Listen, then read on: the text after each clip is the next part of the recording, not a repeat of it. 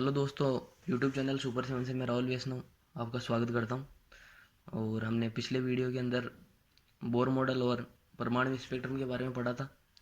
आज हम परमाणु के क्वांटम यांत्रिकी मॉडल और द्रव्य तरंगों के बारे में पढ़ेंगे। आज हमारा टॉपिक है डी ब्रोगली सिद्धांत और द्रव्य की प्रकृति।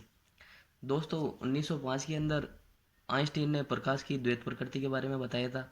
उसने बताया कि जो व्यतिकरण और विवर्तन जैसी परिघटनाएं होती है, उसके लिए हम प्रकाश की तरंग प्रकृति को समझ सकते हैं, तथा जो कर्षणिका विकिरण है, कॉम्पटन इफेक्ट है और प्रकाश विद्युत प्रभाव है, इनको हम प्रकाश की कणीय प्रकृति से समझ सकते हैं। बाद में डी ब्रोगली नाम के वैज्ञानिक ने बताया कि जिस प्रकार प्रकाश तरंग और कण दोनों गुण प्रदर्शित करता है, उसी प्रकार जो द्रव्य है वे भी तरंग और ये कणीय प्रकृति अर्थात द्वैत प्रकृति को प्रदर्शित करते हैं। और ये जो द्वैत प्रकृति है, हम जो सूक्ष्म कण होते हैं, अति सूक्ष्म कण, इलेक्ट्रॉन, प्रोटॉन, जिनका द्रव्यमान सूक्ष्म होता है, इनके लिए हम इस द्वैत प्रकृति को भी लागू कर सकते हैं।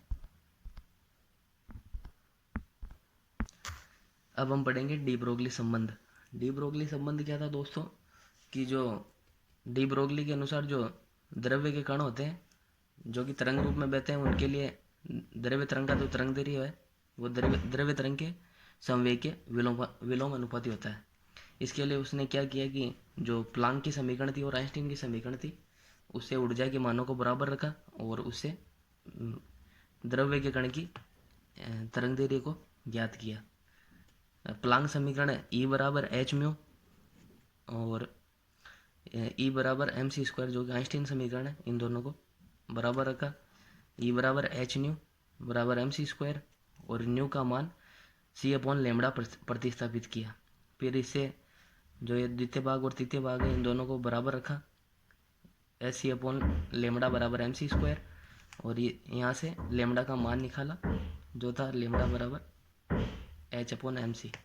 यहाँ पे एम फोटोन का द्रव्यमान तथा सी प्रकाश का वेग है। लेकिन जो डी ब्रोगली था वो द्रव्य के लिए लेमड़ा संबंध ज्ञात कर रहा था, इसलिए उसने सी के स्थान पर द्रव्य कण का वेग वी प्रतिस्थापित किया, जिससे लेमड़ा बराबर एच अपॉन एम वी, यानी लेमड़ा बराबर एच अपॉन पी, क्योंकि पी बराबर एम वी संवेग होता है। और इससे लेमड़ा समानुपाती 1/p, यानी कि अगर लेमड़ा का मान बढ़ेगा तो पी का मान घटेगा, और अगर पी का मान बढ़ेगा तो लेमड़ा का मान घटेगा। अर्थात गतिशील द्रव्य कणों के लिए द्रव्य तरंग की तरंग दैर्ध्य उसके संवेग के विलोम अनुपाती होती है। और ये जो संबंध था, ये इलेक्ट्रॉन और ऐसे छोटे जो पार्टिकल्स हैं, इनके लिए ये सत्य साबित हुआ। और जिन कणों का द्रव्यमान अत्यधिक होता है, यानी अधिक द्रव्यमान वाले कणों के लिए ये तरंग दैर्ध्य का मान है वो अति लघु प्राप्त होता है और हम इसकी उपेक्षा कर सकते हैं, क्योंकि लेमड़ा बराबर एच अपॉन एम वी होता है। अगर हम द्रव्यमान, अगर बड़े सहती वाले कणों का अध्ययन करें, अगर उनके अंदर हम द्रव्यमान के मान को बढ़ाएंगे तो लेमड़ा का मान घट जाएगा। जो बड़े द्रव्यमान वाले कण होते हैं, उनके लिए लेमड़ा का मान इतना कम प्राप्त होता है कि हम उनकी तरंग गुण को उपेक्षा कर सकते हैं। इन द्रव्य तरंगों के लिए निम्न गुण होते हैं। जो द्रव्य तरंगें होती हैं, इनके संचरण के लिए माध्यम की आवश्यकता होती है, अर्थात ये निर्वात के अंदर गमन नहीं कर सकती है और ये गतिमान पिंडों से अलग नहीं होती है, और इनके अंदर विद्युत व चुंबकीय क्षेत्र में कोई संबंध नहीं होता है। अब हम विद्युत चुंबकीय तरंग और द्रव्य तरंगों के अंदर अंतर पढ़ेंगे। जो विद्युत चुंबकीय तरंग होती है, उनके अंदर जो तरंग संचरण की दिशा होती है, उसके लंबवत विद्युत क्षेत्र और चुंबकीय क्षेत्र होते हैं, जो कि आपस में भी लंबवत होते हैं। लेकिन द्रव्य तरंग विद्युत तथा चुंबकीय क्षेत्र से संबंधित नहीं होती है। और जो विद्युत चुंबकीय तरंग होती है, उनके संचरण के लिए माध्यम की आवश्यकता होती है, अर्थात माध्यम की आवश्यकता नहीं होती, अर्थात ये निर्वात में भी गमन कर सकती है। लेकिन जो द्रव्य तरंग होती है, उनके संचरण के लिए माध्यम की आवश्यकता होती है, अर्थात ये निर्वात के अंदर गमन नहीं करती है। और जो विद्युत चुंबकीय विकिरण होती है, उनका वेग प्रकाश के वेग के समान होता है, अर्थात 3 × 10⁸ मीटर प्रति सेकंड से ये गति करती है। और जो ये द्रव्य तरंग होती है इनका वेग प्रकाश के वेग से कम और सभी द्रव्य तरंगों का वेग अलग अलग होता है। और जो विद्युत चुम्बकीय तरंग होती है उनके लिए तरंग दैर्घ्य का मान लेमड़ा बराबर h/mc बराबर c/न्यू होता है, जबकि द्रव्य तरंगों के लिए लेमड़ा बराबर h/mv बराबर h/p होता है। और इनकी विद्युत चुम्बकीय तरंगों की ऊर्जा क्वांटीकृत होती है, अर्थात ये जो जिस प्रकार आवेश इलेक्ट्रॉन के आवेश के गुणज के रूप में होते हैं उसी प्रकार ऊर्जा भी इनकी क्वांटीकृत होती है, लेकिन द्रव्य तरंग इनकी ऊर्जा क्वांटीकृत नहीं होती है। अब हम कण और तरंग के अंदर अंतर जानेंगे। दोस्तों कण स्थानीकृत होते हैं, अर्थात अंतरिक्ष में इनका कोई निश्चित स्थान होता है, जबकि तरंग ये अस्थानीकृत होती है और वह अंतरिक्ष में फैली रहती है। और जो कण होते हैं ये अंतरिक्ष के अंदर कोई निश्चित स्थान घेरे रखते हैं और जिस स्थान पे घेरे रखते हैं उस स्थान पर कोई दूसरा कण स्थान प्राप्त नहीं कर सकता है, जबकि तरंगे है वो दो या दो से अधिक एक ही स्थान पर एक साथ रह सकती है। और एक ही क्षेत्र के अंदर दो कणों का व्यतिकरण नहीं होता है, जबकि तरंगों के अंदर अध्यारोपण की घटना के कारण एक से अधिक जो किरणें होती है वे अध्यारोपित होकर व्यतिकरण जैसी परिघटना को दिखाती है, जिससे परिणामी तरंग है वो छोटी या बड़ी हो सकती है।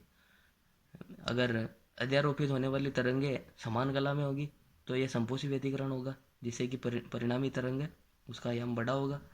जबकि अगर अध्यारोपित होने वाली किरणें विपरीत कला में हो तो उससे विनाशी व्यतिकरण होगा, जिससे परिणामी तरंग का आयाम छोटा होगा। और जो कण होती है इन्हें हम गिन सकते हैं, जबकि तरंगे इन्हें हम गिन नहीं सकते।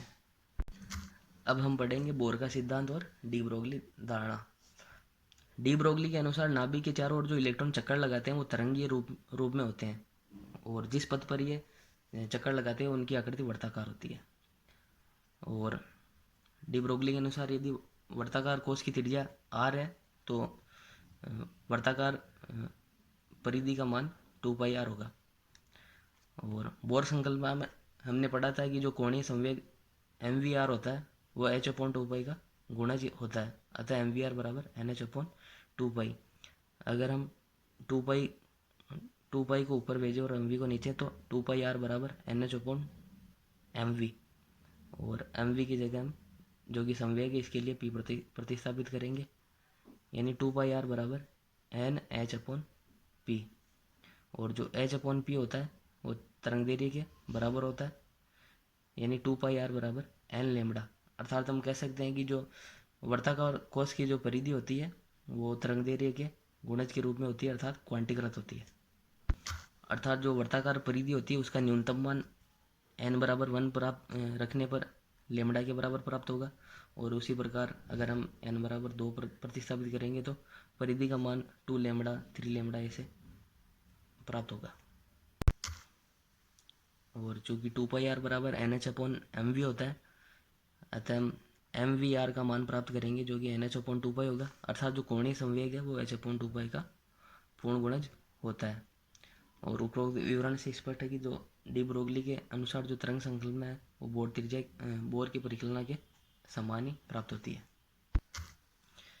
अब हम पढ़ेंगे परमाणु का क्वांटम यांत्रिकी सिद्धांत। दोस्तों जब इलेक्ट्रॉन की द्वैत प्रकृति का पता चला तो एक यांत्रिकी की नई पद्धति का प्रचलन हुआ जिसे हम क्वांटम यांत्रिकी कहते हैं।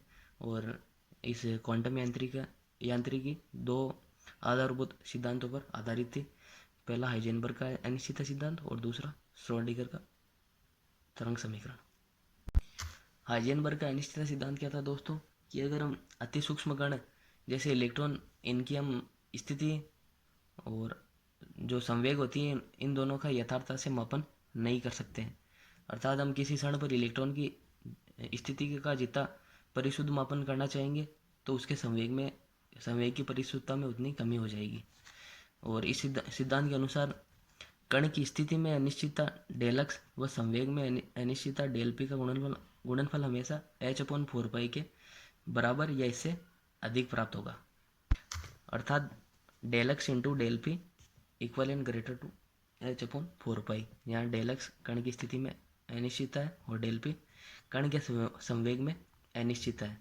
और जब हम डेल पी का मान एम डेल वी प्रतिस्थापित करते हैं, जहाँ डेल वी कण के वेग में अनिश्चितता है, ये प्रतिस्थापित करते हैं, जिससे कि हम वेग में अनिश्चितता को भी ज्ञात कर सकते हैं। Del x into m del v equal and greater to h upon 4 pi del v equal and greater to h upon 4 pi m del x. अर्थात हम वेग की अनिश्चितता का सूत्र यहाँ से प्राप्त कर सकते हैं।